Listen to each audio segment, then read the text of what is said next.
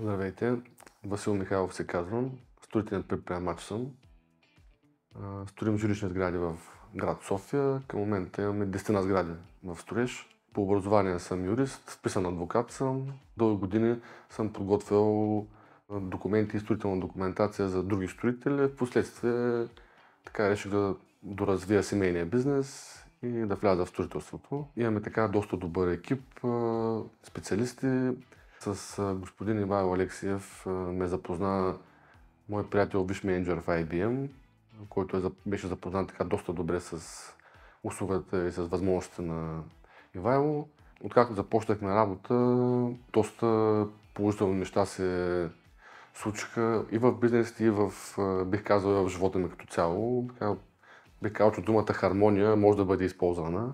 Бизнесът се разви и се повишиха изключително много продажбите. Може би около 200-300% се повишиха продажбите, откакто започнахме да работим заедно. Една от причините е, че създадахме CRM система, изготвиха се процеси, хората започнаха да разбират какво точно трябва да правят, какъв е обхвата на задълженията им. Принципите, които има нашия бизнес, са честност на първо място, откритост и това, че екипът прави играта. Реално отборът побеждава поради това, че бизнесът е многокомпонентен. Взаимодействието между екипите и между хората е от изключително значение. Точно там смятам, че така Ивайло помогна изключително много.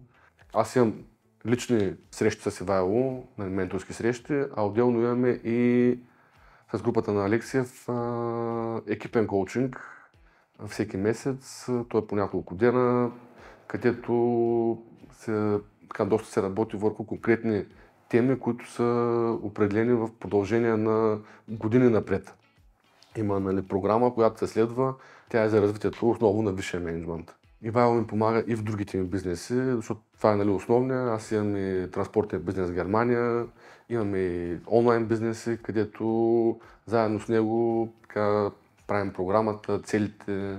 Бих казал, че в личните ни менторски срещи доста често се подготвяме за конкретни срещи, бизнес сделки и смея да твърдя, че доста бях подценил подготовката за една среща, а сега виждам, че това е ключ за успеха. Реално подготовката е доста важен момент в една бизнес среща.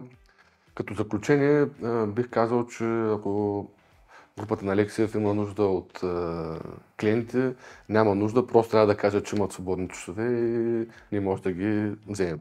Благодаря на Иво и на групата на Алексиев.